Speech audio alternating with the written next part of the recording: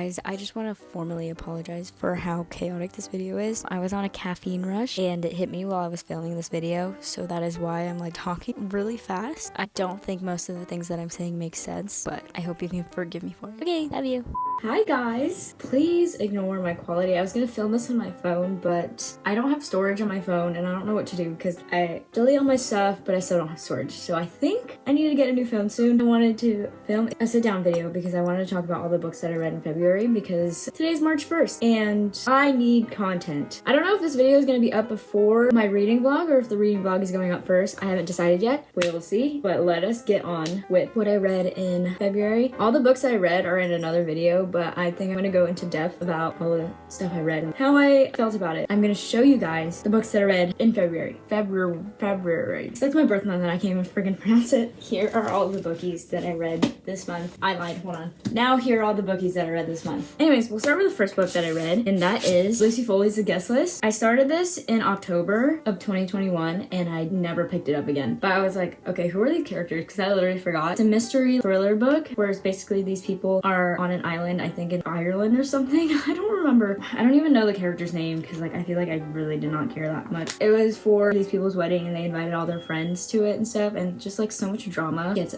unveiled. So many problems with the groom. Everyone goes after him pretty much, and then at the end you realize like who it was, and it was so shocking to me. I was like guessing. I didn't know that this book was gonna make me like question my whole life existence. But yeah, the ending is like, oh my god, plot twist. It was enjoyable, but pick up the pace a little bit, you know what I'm saying? I rated it a 4. I wanted to rate it at like a 3 or 3.5, but next is Malibu Rising. This book was about 4 famous siblings and they throw this party every year, and it's like a really big party. A whole bunch of celebrities come, and this one particular year it just like all goes down in flames and nobody knows why until you read the end, obviously. But this book is mainly about like the characters finding themselves, and it's all about character development. Sorry, I never told you what this was about. My mind was like going the whole entire time. This is when I started like annotating again. Sorry you can't see it. There's literally, okay, there you go. See, I don't really like writing in my books because like I'm kind of scared to, but I want to at the same time because like, I like how it looks. This book took me by surprise. I was like, I don't think I'm gonna like this book because it seemed kind of boring, and I recently figured out that this was a literary fiction, I think, or historical fiction. I don't remember. I was so attached to the characters the whole entire time. I feel like they're my best friends, or I'm a part of their family. I hated the dad because I had so much faith in him, and then he just like kept disappointing me, and I was like, okay, well, I give up like trying to reason with you. He's like a fictional character, but it felt like it was real life. If you're mainly into the characters in the book and like not necessarily the plot, then like I think you should read this book. I rated this a 4-star. I read Daisy Jones and the Six by Taylor Jenkins Reid and I didn't really like it, but I did annotate a lot in that book because there's cute parts in it and like funny parts, but it was okay. I wouldn't recommend it to anybody. The next book I read was the start of the Off-Campus series. My birthday was on the 19th, and so my boyfriend bought me like the rest of the series, and the books from the rest of the series are matte and this one's glossy, and the rest of the books are like smaller than this one, so it bothers me so much. So I'm gonna go out of my way and buy the matte ones so it all matches. I really enjoy this book.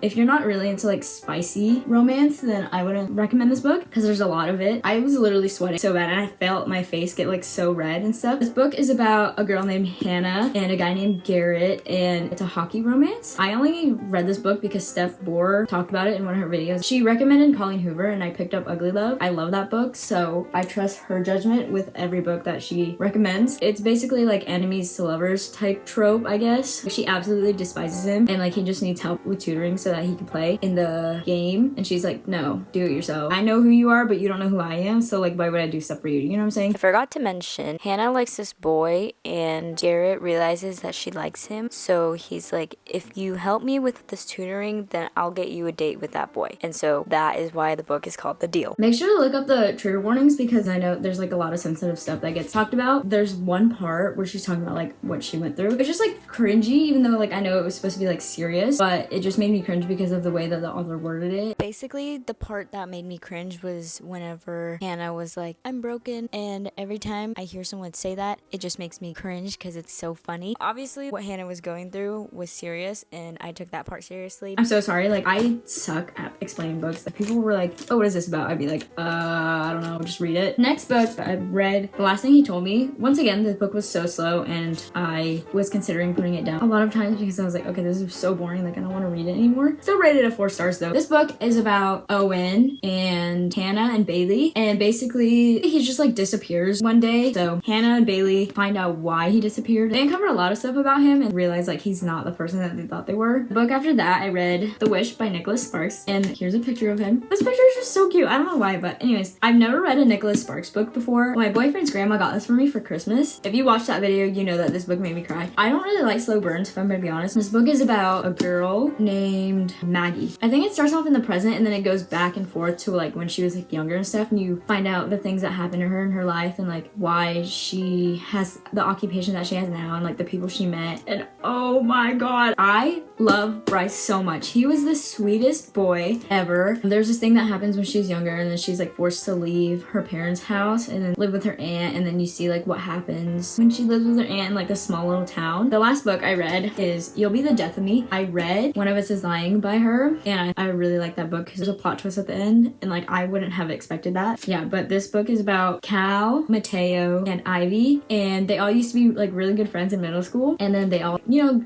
you grow apart like whenever you get older, obviously. And so they're all having like really bad days, and so all 3 of them decided to skip school. Ivy was running for class president. She was running against this kid named Boney. His real name is Brian Mahoney, but everyone called him Boney. But he won because he ran as a joke and like got more votes than Ivy. Obviously, that's how elections work. She was like devastated about that, so she didn't want to go to school and hear his speech. Everything is just so sketchy, and they skipped school only because they wanted to remake like their greatest day ever. The inside says that they all skip until they spot another Carleton student skipping school, but if you don't want to know who it is, then skip. I'm just gonna tell you right now, it's Boney. They see that Boney is like not at school either, and like that pisses Ivy off because she's like, I literally skipped school for this. He's supposed to be making a speech right now, like why is he not there? Follow him to see what he's doing, and then they realize that like he's just dead all of a sudden. Like what the hell? The plot twist is freaking crazy because when you find out who actually like killed the kid, it's just like wow, and you would have never guessed. I thought it was like 2 different people, but it wasn't. And there's also a subplot, like a romance in this book. So Cal, he just annoyed me. I don't know what it was about him. I was like, if I met you in real life, I would not like you at all because he was just like too high maintenance. I'm hoping that for my March wrap up, I can read more books and like have more interesting books and have a more organized video. I don't talk to anybody about my books or anything, so I'm just gonna spew it all out. But yeah, anyways, I hope you guys enjoyed this video. I'm sorry if it was too chaotic for you. Bye.